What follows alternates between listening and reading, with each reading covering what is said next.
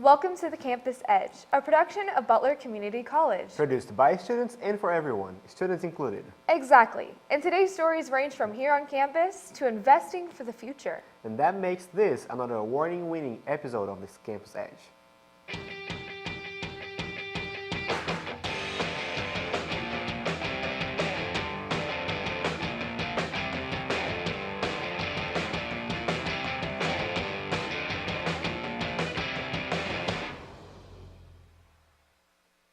Last time on the Campus Edge, we showed you what open door policies are all about. So this week we are going to cover Butler's other talk show, The Cave. I've never really listened to their show before. I'm not too big of a sports fan. Me either, but they produce a very important part of what we do here. Let's go check it out. Not many people know this, but Butler actually has its own radio station. That's 88.1 The Grizz, KBTL, El Dorado, Kansas, and then also online at butler.listen2myradio.com. Proud members of the Butler Student Media Sports Network. And a lot of people play great music on that radio station, but there's also plenty of talk shows that go on the radio station as well. So I decided to sit down with some of the students that run the show, The Cave, and talk to them about their show and what it's about. Welcome into The Cave here on 88.1 The Grizz, KBTL, El Dorado, Kansas. Owen Burke, Tyler Godwin, Bryce Hirayama. We're going to get through it quick. So, Yes. what's up? Okay, just in case I talk too fast for you guys. So my show is The Cave. I first started doing it last year. It's a sports talk radio show. Jordan Griffin and Austin McNorton had it last year. They were sophomores. They graduated. They wanted to see the show live on after they moved on, so they handed the show to me. Tyler also liked doing it a lot last year, so we both decided we would do it this year. And then we've also started bringing Bryce in so we can keep the show going on after we graduate this year.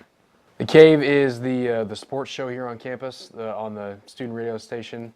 That's really all it is, just a sports talk show. We talk about literally every sport, every topic, NBA, NFL, college basketball, college football, any major sport, we cover it. And that's just, that's kind of us too. We just pay attention to any sport, anything, and even Butler sports too. We talk about Butler sports as well. It's definitely all sports, everything. So we have a little bit of trivia here and there. Like today we talked about Madden covers, which really tests, how much you can remember back from stuff. A lot of current events in sports. Sometimes we'll throw in a little like today's history in sports, if something big happened way back in the day, 30 years to this date, this happened, stuff like that. On our show, The Cave, we talk about all the new sports updates and news throughout the world, any kind of sport really, but predominantly American sports, so football, basketball, baseball, a little bit of college football, college basketball. We just hit the headlines, talk about it, give our opinions. It's just a good, fun talk show from 4 to 6 every Thursday. I feel like we got a lot to talk about today. We do have a lot to talk about today. I'm still watching hot sauce highlights. I gotta shut up. It's watching NBA street ball highlights. Over And there. one. I love it. Guests, we'll bring in a few friends, every once in a while friends in the sports media department, because that's what we're in. We're in sports media. Last year, the guys were able to get DeMarcus Lawrence. He's a defensive end for the Cowboys. He was a Pro Bowler last year. So that was really cool. Trying to get a couple guys on. I've talked to the Seahawks about getting Chris Carson on. He used to play football here. I've talked to the Chiefs about getting Byron Pringle. He played here and at K-State. And then the big one that I want to happen is Zach Taylor. He just got hired as the head coach for the Bengals. It's Tyler and Owen's show, but I usually come on every week.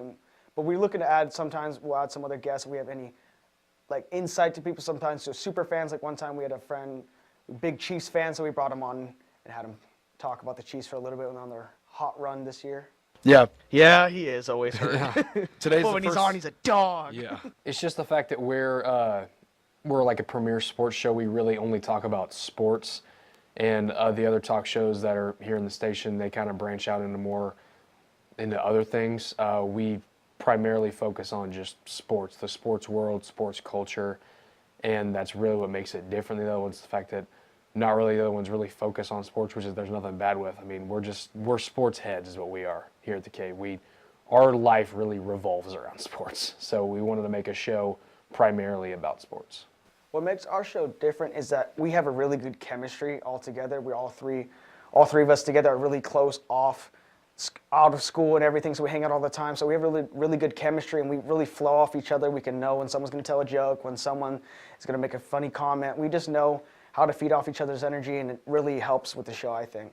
If you want to talk sports, this is where you get it at. I don't think any of the other talk shows even touch on sports really, unless it's something major like a Colin Kaepernick, where it kind of eclipses the sports as a whole. She definitely forgot his name. Oh yeah, the lady that did the half court. Yeah, she definitely forgot his name. Which she's like, "You're 3-point champion." I was like, "Good job." She's like Brooklyn Nets, and then I was like, she definitely just forgot his name. I've loved it here. This is my 4th semester here. Whenever I first came here, I really had no intentions of really going into the radio station at all. I just kind of thought I'd be in sports media, and then the only time I'd be on radio is whenever I'm on the call. But it was really like 2nd semester last year whenever I kind of got involved in the radio. Austin and Jordan, they'd have me come on for some cave ones. I think I was on like two cave episodes last year. And that's when I was like, okay, maybe next year in my 3rd semester, I'll kind of want to get involved in the radio more. And I talked to Dr. West over the summer, and I was like, hey, me and Owen, we want to do the cave. We want to handle the cave this year, and we want to be a big part in this radio class, this radio station. And he loved it. And I mean, Dr. West, he's probably one of my favorite. He probably is my favorite teacher here on campus. I mean, it's just he helps us along with it, and I really love being in the radio. Is one of my favorite parts of the day. Is just coming in here, being in the radio station, or just being in the department. It's been fantastic. You know, like I said, I had 2 good mentors last year. They taught me a lot. I'm just thankful for those guys every day that I'm in here, because without those 2 guys, I wouldn't have my job right now. I'm still on a sports media scholarship, and they kind of branched the 2 programs together, and that's what ended up me coming over here. But it's been great so far. You know, I only have Doc West for 1 class right now, but he's a great guy. I love him as a teacher, and I love just about, you know, all the guys that we do the radio programs with too, so it's still fun. With the radio station, this is my 1st year at Butler, so this is my first experience with radio. I do a lot of the broadcasting and sports media through that, but this is my first like actual show that I'm in for radio. But it's really been fun. Talking sports is what I've always wanted to do, so this experience with the radio station has been awesome. Now, right now, Russell Westbrook is averaging a triple-double. Is he an MVP candidate? No, because he's putting up 21, 10, and 10 on the worst efficient shooting year of his career, which is kind of ridiculous. If they want to get involved with us, you can talk to us on Twitter, through social media. We're trying to get more of our message out there, you know, get on social media, Snapchat, Facebook, all kinds of stuff. We're adding our show onto the websites now and stuff. SoundCloud, as well as I think for the KBTL, the website as well. So we're trying to get the message out there, and more people listening. Happy for us. Definitely social media. You know, you reach out to any of us, whether it be Owen, Bryce, anybody. You follow us. I mean, my at him on Twitter, shameless plug, at Tyler_Godwin. If you talk to us, if you listen to the show and you say, hey, I want you guys to talk about this topic, then I can guarantee you that we're going to throw it in there. The best way is probably hitting us up on social media. You know, I'm going to try to do call-ins here towards the end of the year too, so people will put out a phone number on our social media. You know, Facebook, Owen Burke, just like Twitter's the same way, Owen_Burke. If you guys have questions, like I said, if you put it out on our Twitter, we can answer them. We'll talk about certain stuff that people want us to talk about. So if you guys find us on social media, that's definitely the easiest way for us to get involved with people. So. The Cave is on every Thursday from 4 to 6 on 88.1 The Grizz, or if you listen online at butler.listentomyradio.com. 4 to 6 p.m., I should say. Again, that was the students who run the show The Cave, and you can catch The Cave every Thursday from 4 to 6 p.m. on 88.1 The Grizz, KBTL, Dorado, Kansas. And I've been Austin Ashcraft, Campus Edge. Their show sounds like a lot of fun. I agree. It's a good thing we still have more time in the semester to start listening. And what a better place to listen to a radio show than the on-campus apartments. Didn't you and Zach do a story about them, Bailey? Of course, and it was a lot of fun. Hi, I'm Campus Edge reporter Bayley Rogers. Today I explored a fairly new housing development here on Butler Community College campus, the on-campus apartments. The on-campus apartments here at Butler are home to almost 30 female students. Each apartment is fully furnished with nice carpeted floors, 2 beautiful bathrooms, and 1 full kitchen. There are 4 apartments on campus with 4 bedrooms in each. Each bedroom holds 2 full-time Butler students. I live in apartment B. My name is Jaden Cooper. I'm an RA here at Butler Community College. My major is psychology and I'm a sophomore. My name is Elizabeth Walker. I'm a freshman here at Butler Community College and I'm here on band scholarship and my major is business admin. My name is Michaela Bayley and my major is nursing and I am on vocal scholarship and I live in apartment B. Once I was elected the job of being an RA on campus, I chose to live in the on-campus apartments, and I am the RA of apartment B. I lived in the dorms last year, and personally I would prefer to live in the apartments. I like the kitchen, it's more homey. It's better for me, my transition, because in my house we like to cook and stuff like that. We didn't really ever eat out, and even though the cafeteria food is fine, I prefer to cook my own kind of thing. I also like the family effect of living in the apartments. You're closer with the other residents that live here. I chose the apartments instead of the dorms because I had a conflict with a roommate, but also the apartments kind of feel like a home to me, and I can cook here in the apartments, and I have like girl support from everyone all the time, and it's a lot more homey to me, so that's why I moved. My favorite part about the apartments is probably the showers, to be honest. They're really nice. My advice to people who are wanting to move into the apartments is you have to get along with multiple girls because you're living with them, so got to be able to get along. There's not as much space, so take what you need and not what you want to take. Honestly, if you want to live in the apartments on campus, you just talk with Res Life. Let them know that you're not happy in the dorms or that you would prefer to live here, and they're going to do everything they can to put you in a place that you're more comfortable in. The apartments here at Butler are a great option if you're wanting to live on campus. They give you that nice, homey, cozy feel. My name is Bayley Rogers, Campus Edge reporter on BCTV Channel 20. We have more great stories from right here on campus and the surrounding area right after these important messages. We even have financial advice right here on the Campus Edge. It's that time. Time for caffeine.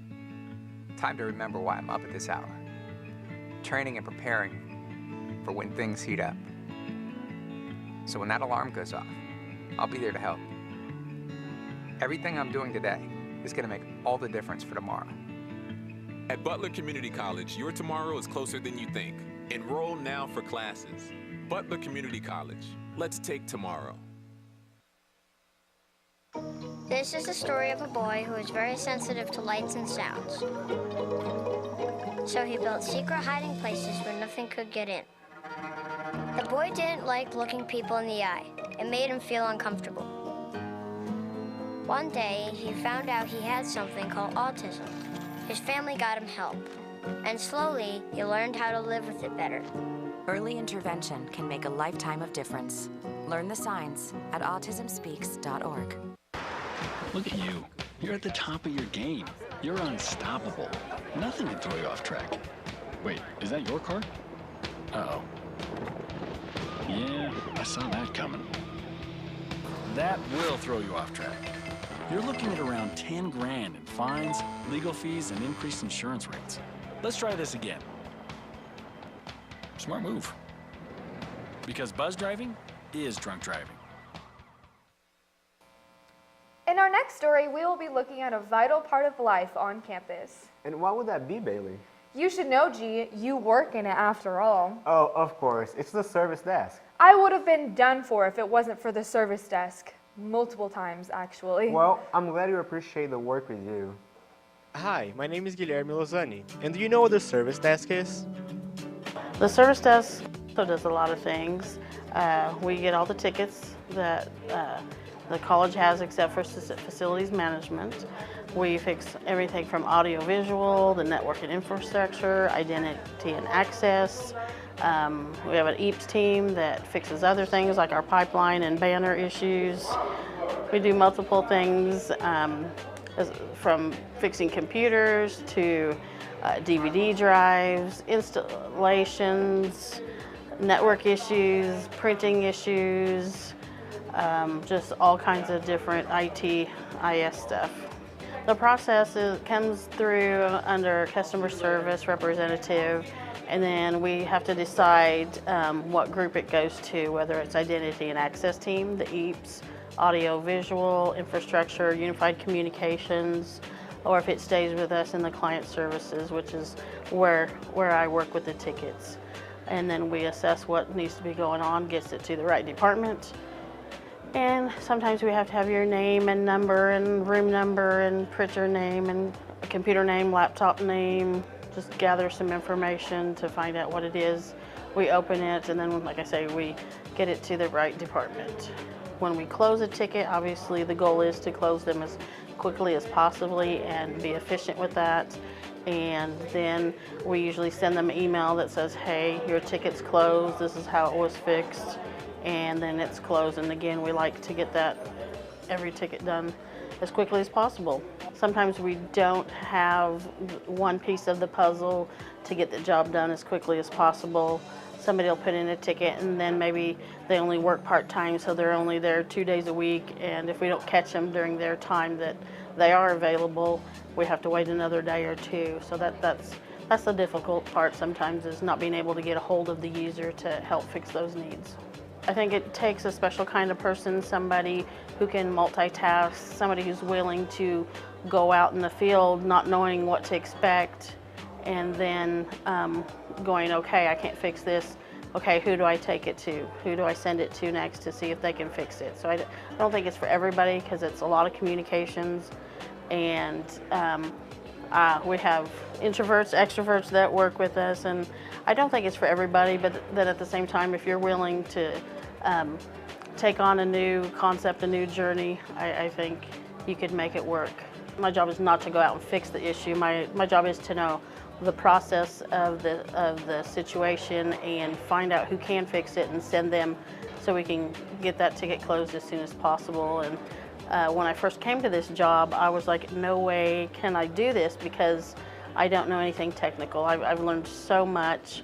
I'm the customer service part of the job versus the tech field, and I didn't think that I was even capable of doing it. So I've been really pushed out of my comfort zone, and it's been a great fix, hopefully most days.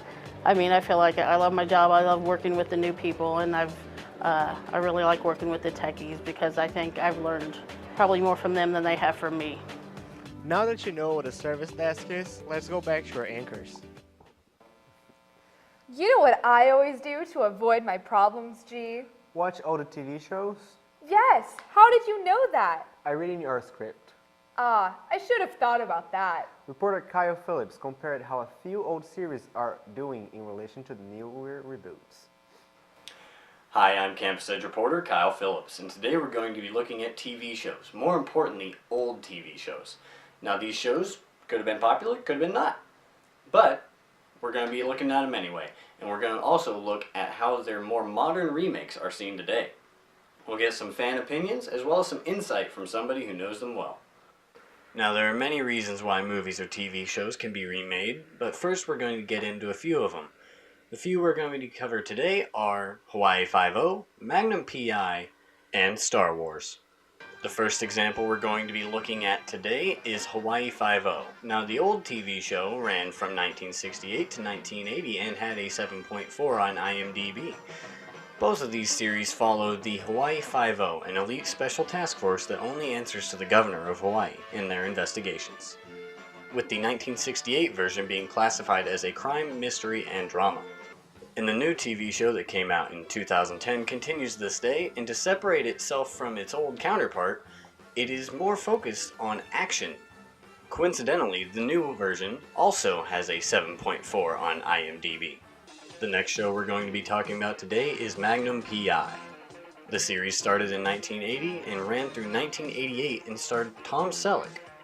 The original focused on the action, crime, and adventures of a Hawaii private investigator, and has a score of 7.5 on IMDb.com. The newer edition of Magnum P.I. came out last year and is not doing near as well as its original counterpart.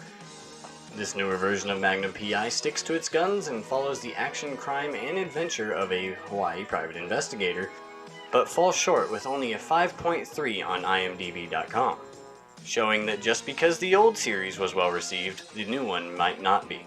And now, moving away from TV for a little bit, we're going to be going over to movies and looking at Star Wars. Star Wars Episode 4, otherwise known as A New Hope, came out in 1977 and scored an 8.6 out of 10 and followed the adventures of Luke Skywalker. And of course, we know that Star Wars is still around today. Star Wars is now up to 8 mainline movies with 2 standalones and multiple animated TV shows. And although Star Wars doesn't remake itself, it rebooted the series, so I'll be looking at The Force Awakens. The Force Awakens came out in 2015, scoring an 8 out of 10 on IMDb, and while criticized by fans at first, The Force Awakens was a hit at the box office, although not quite as big as the original series. And now that we've gone over a few examples, let's talk to Dr. Keith West to figure out why these movie studios are remaking old favorites. Producers want successful projects. I mean, that's a given. And the question is, do they take a product that has been successful and reboot it, or do they pin their hopes on something that's completely original? On Broadway, the revival musical that was successful 20 years ago that they bring back is probably going to be successful, whereas a brand new script that's never been produced may or may not be. And folks in television and movies have that same kind of concept. When you take a sitcom or a drama that was successful, say, back in the 60s and 70s, you have to ask yourself, is what that made that show successful then, will that appeal to audiences today? Sometimes it works, but also you have to be careful about the fans of the original show. And that's all we have from TV shows, new and old. What do you think about them? Have you watched these shows? Are you going to watch them now? That's the question. From BCTV Channel 20, I'm Kyle Phillips. In our final stories coming up, we'll explore a staple around downtown Wichita and investing tips. The tradition continues after this spot break.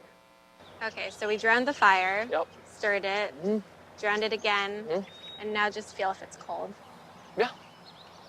Cool.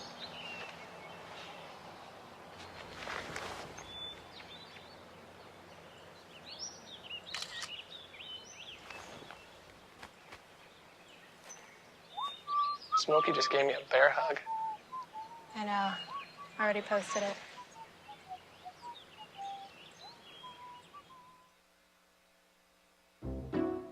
I'll never forget the day our landlord called and said, read your lease. No pets allowed. My owner tells him my dog ate the lease, but that didn't work. And now I'm stuck in a shelter. But this pit bull is ready for a new crib. I'm loving, loyal, and play well with others. So don't be intimidated by all my muscles, because the biggest one I have is my heart. That's right, I said it.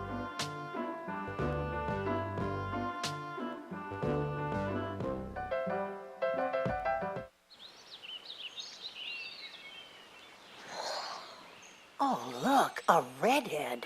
Staring contest.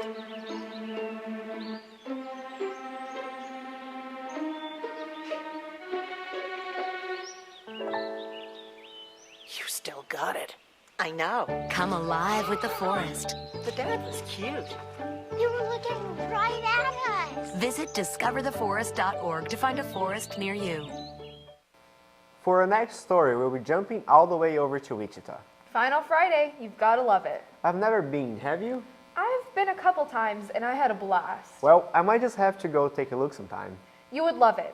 Anyway, let's see what reporter Spencer McClure has on Final Friday. Hi, I'm Campus Edge reporter Spencer McClure, and I'm here in Wichita to find out about Final Friday. But just what is Final Friday? I asked Butler's own Zeb Campbell to find out. Final Friday is on the last Friday of every month. Different art studios and different businesses participate by showing local artwork or photography or just really anything that an artist or a curator can make.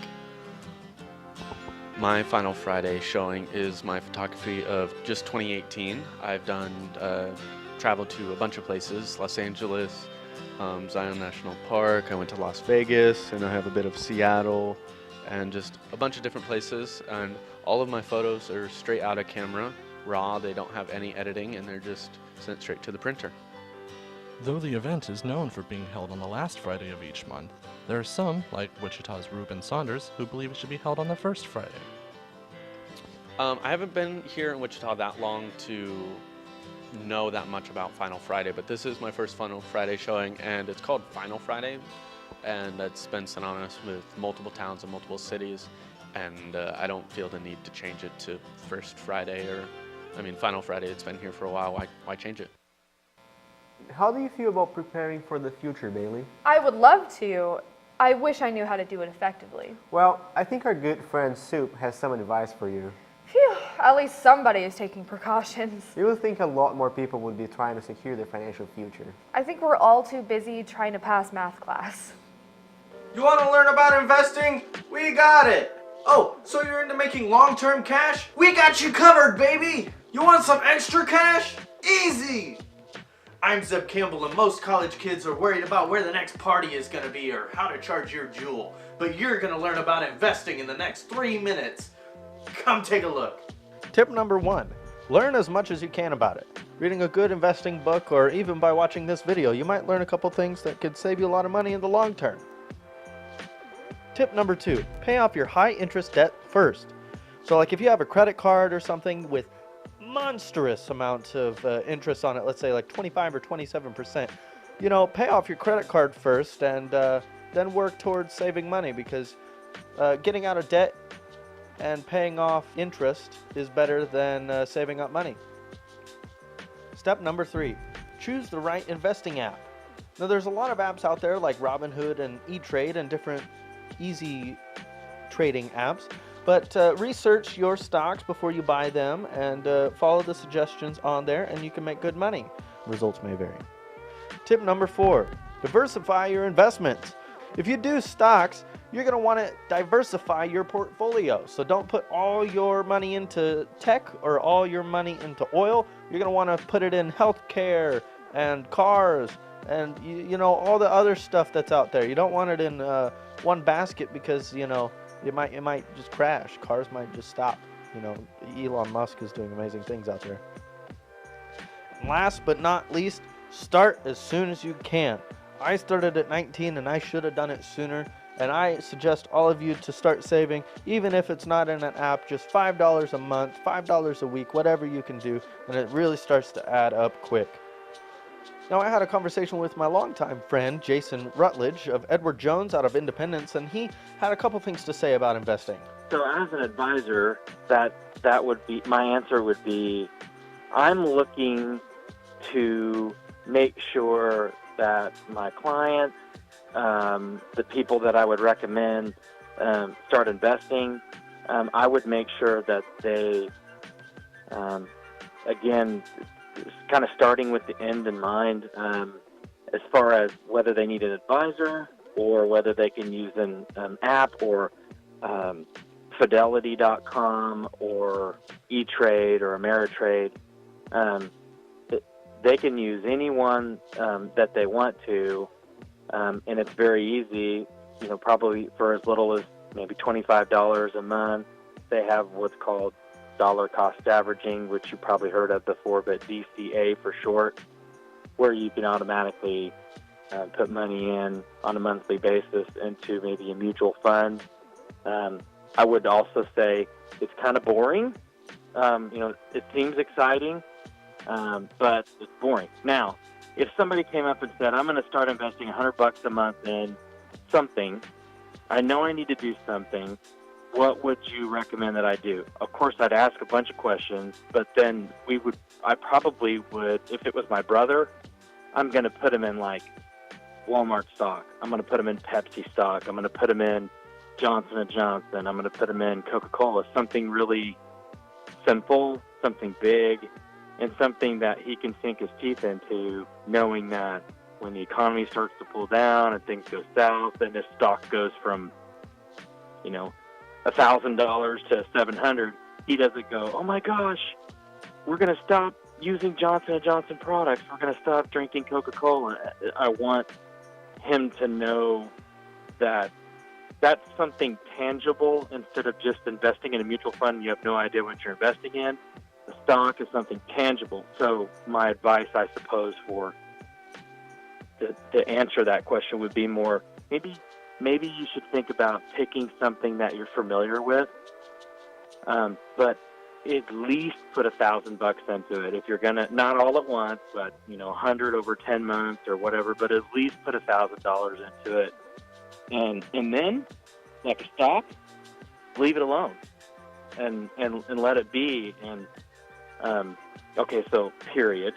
And then I would add to that clients that I have in my office that I sit across the desk from, many of them are millionaires and never made over $30,000 a year, ever.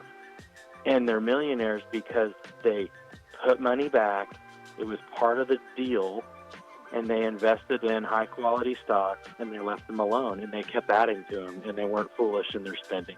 Save little money now and have big money later. From BCTV Channel 20, I'm Zeb Campbell. And that brings an end to our third show for Spring 2019.